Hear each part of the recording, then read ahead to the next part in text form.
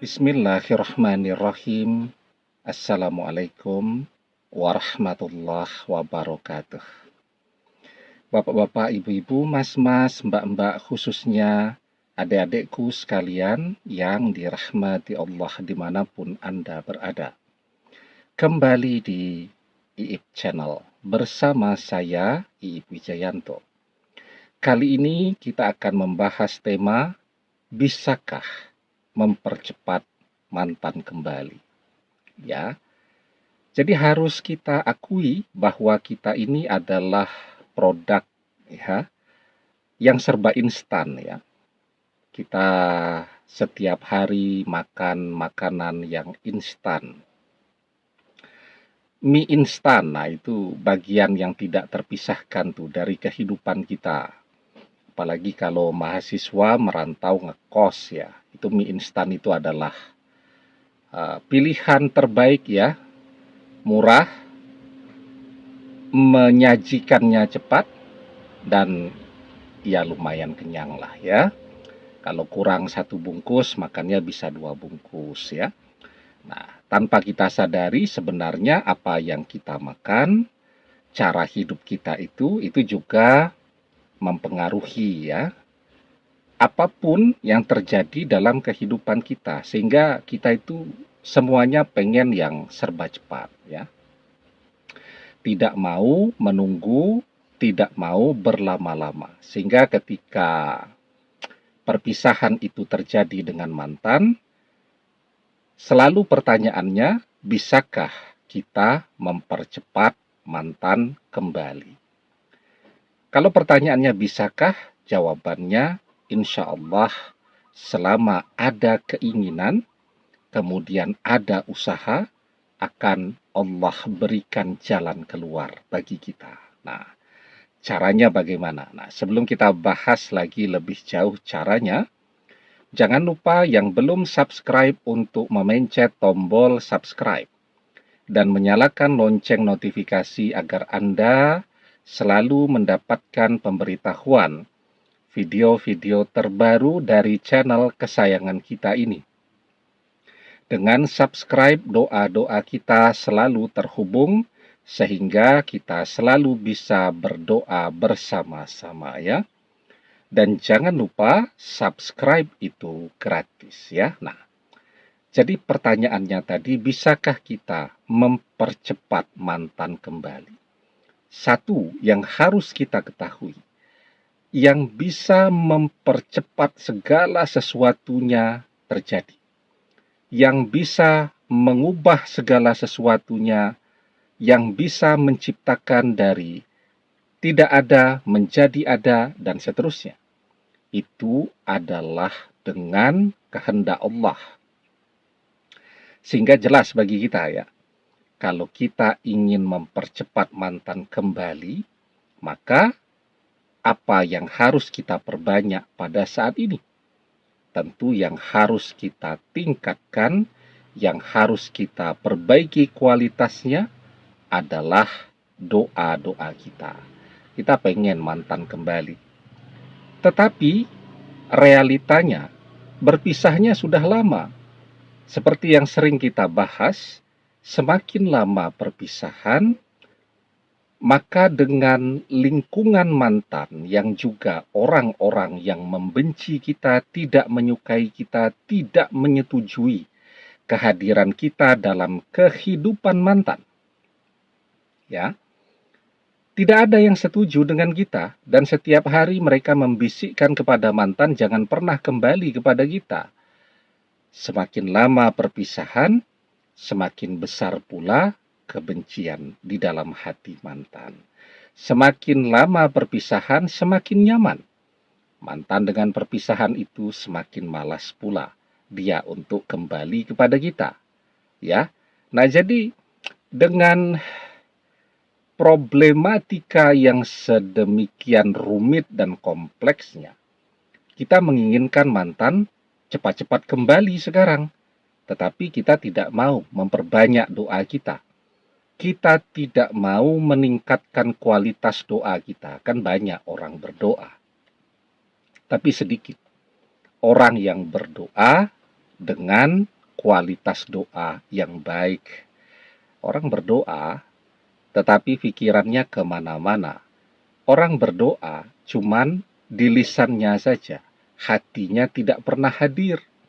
Ya, artinya doanya tidak berkualitas. Menginginkan doa terkabul, tetapi doanya tidak berkualitas. Sudah begitu, berdoanya sedikit, 3 hari berdoa, liburnya 2 minggu, kita pengen mantan kembali, tetapi kita malas untuk meminta, malas untuk berdoa. Ya, kemudian kita berdoa, ya, tetapi kita tidak yakin bahwa doa kita terkabul. Kita sendiri ragu-ragu, kita sendiri tidak percaya diri bahwa mantan bisa kembali kepada kita. Bagaimana doa tadi bisa terkabul kalau kita tidak percaya diri?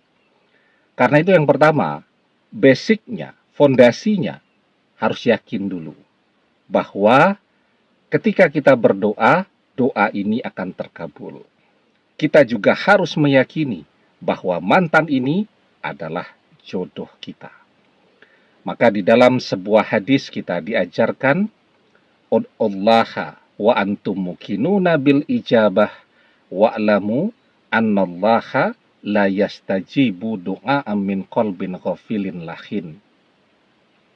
Berdoalah dalam keadaan yakin doa terkabul, dan ketahuilah sesungguhnya Allah tidak mengabulkan doa dari hati yang lalai lagi berpaling. Jadi kuncinya yang pertama itu, yakin dulu.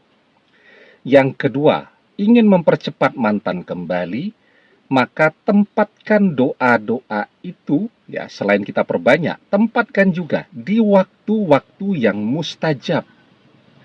Kapan waktu yang mustajab untuk berdoa? Selesai mengerjakan sholat fardu, itu waktu yang mustajab. Bagaimana doa kita bisa terkabul kalau kita sholatnya malas? Setiap hari kita sholat, tapi sholat maghrib saja. Subuh kesiangan, zuhur lupa, asar kecapean, maghrib sholat, isya ketiduran. Ya, jadi kita sholatnya cuma satu waktu setiap hari. Nah, kita melewatkan 4 waktu mustajab lainnya. Jadi setiap selesai mengerjakan sholat fardu, itu adalah waktu yang mustajab untuk berdoa. Karena itu, berdoa agar mantan kembali. Tapi sholat dulu. Ya, sholat fardu, selesai sholat, berdoa agar mantan kembali. Waktu mustajab. Kapan lagi waktu yang mustajab? Antara azan dan iqamah. Itu waktu yang mustajab. Jadi ketika kita mendengarkan azan dikumandangkan, nah selesai azan itu, sampai dikumandangkannya iqamah, itu adalah waktu yang mustajab untuk berdoa. Karena itu berdoa di waktu itu. Ya, kalau kita bekerja kan waktu azan itu kan sudah rehat, ya, sudah istirahat. Berdoa. Selesai itu segera berwudu, sholat fardu, sholat zuhur, misal waktu zuhur, selesai sholat fardu, berdoa lagi. Ya, jadi kalau setiap masuknya waktu sholat, kita berdoa, artinya kita berdoanya 2 kali. Saat antara azan dan iqamah, dan ketika selesai mengerjakan sholat fardu. Jadi sudah 10 kali kita berdoa. Kapan lagi waktu yang mustajab? Ketika 1/3 malam menjelang fajar. Ya, jadi misal tuh waktu sholat subuh itu jam 4:30 atau jam 4:15. Nah, usahakan setiap hari jam 4:15 atau jam 3:30 sudah bangun. Ya, kerjakan sholat tahajud, begitu kan masih sempat tuh. Setelah itu berdoa, mohon kepada Allah agar mantan kembali. Nah, nanti menjelang masuknya waktu fajar, kerjakan atau ketika masuk waktu fajar, kerjakan sholat sunat fajar. Sholat subuh, ya, ada azannya dan iqomah, antara itu juga berdoa. Kemudian sholat subuh, selesai sholat subuh berdoa. Itu namanya memperbanyak doa-doa kita, artinya kita meningkatkan kuantitas doa kita, dan kita tempatkan doa-doa kita di waktu-waktu yang mustajab.